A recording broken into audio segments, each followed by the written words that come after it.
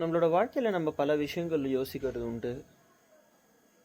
பல தடவை ஏன் நம்மளோட வாழ்க்கையில் சில விஷயங்கள் நடக்குது, ஏன் சில விஷயங்கள் நம்மளுக்கு புரிஞ்ச மாதிரி நடக்குது, சில விஷயங்கள் நம்மளை மீறி நடக்குது அப்படின்னு பல தடவை நம்மளுக்கு இருக்கிற கேள்விகள் உண்டு. இதுக்கெல்லாம் ஆக்சுவலாக பகவான் ரொம்ப அழகாக சொல்கிறாரு. அல்டிமேட்டாக நம்மளோட வாழ்க்கையில் நம்ம தான் நடக்கிற எல்லா விஷயத்துக்குமே பொறுப்பு. அதை நம்ம புரிஞ்சுக்கிட்டு நம்மளோட வாழ்க்கையில் அதை யூஸ் பண்ண ஆரம்பித்தோன்னா கட்டாயமாக நம்மளோட வாழ்க்கையில் நம்மளுக்கு என்ன வேணுமோ அதை அடைய முடியும். இந்த வலி வேதனை அப்படிங்கிறத ரொம்ப அழகாக பிரித்து சொல்கிறார் பகவான். இப்போ ஃபார் எக்ஸாம்பிள், நீங்கள் நடந்து போயிட்டுருக்கீங்க.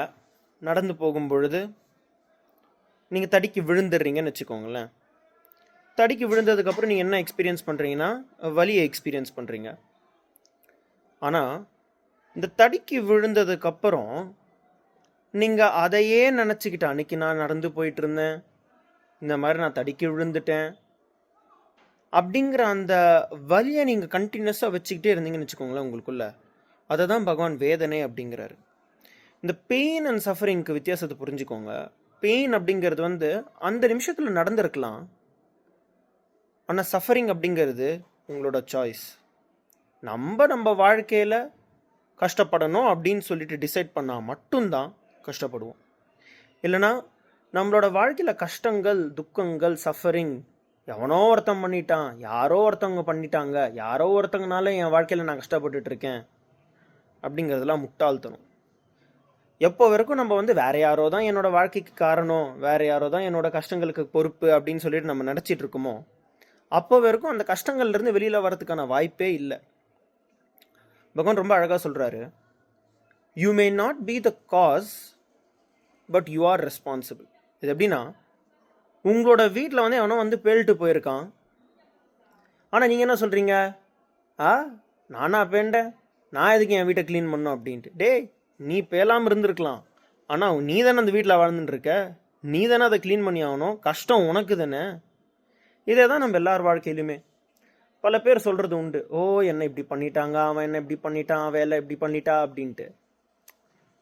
எண்ட் ஆஃப் த டே கஷ்டத்தை பிடிச்சிட்டு வாழணும்னு நினைக்கிறது நம்ம தான். கஷ்டங்களோட துக்கங்களோட சேர்ந்து வாழணும்னு சொல்லிட்டு டிசைட் பண்ணுறது நம்ம தான். ஸோ அட்லீஸ்ட் அந்த புரிதலுக்கு நம்ம வந்துட்டோம்னு வச்சுக்கோங்களேன். இதுக்கு மேலே என்னோட வாழ்க்கையில் நான் தான் பொறுப்பு அப்படின்னு சொல்லிட்டு அந்த கன்க்ளூஷனுக்கு வந்துட்டிங்கன்னு வச்சுக்கோங்க, அந்த பரம சத்தியத்தை உணர ஆரம்பிச்சிட்டிங்கன்னு வச்சுக்கோங்களேன், உங்களோட வாழ்க்கையில் அதுக்கான சொல்யூஷனை தேடுவீங்க. இதுக்கான ப்ராக்டிக்கலான பல சத்தியங்கள் பகவான் தொடர்ந்து இந்த சத்சங்கல்ல சொல்லி தந்துட்டுருக்காரு. எஸ்பெஷலாக இந்த கதவை தர காற்று வரட்டும் சத்சங்கம் பகவான் தொடர்ந்து பேசிட்டு இருக்காரு. ரொம்ப அருமையான சத்சங்கம், கட்டாயமாக எல்லாருமே கேட்கணும்.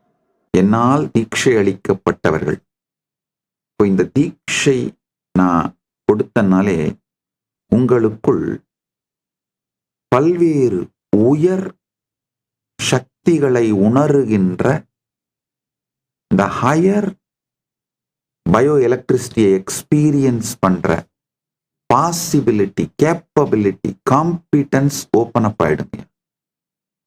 அது மலர்ந்துரும்.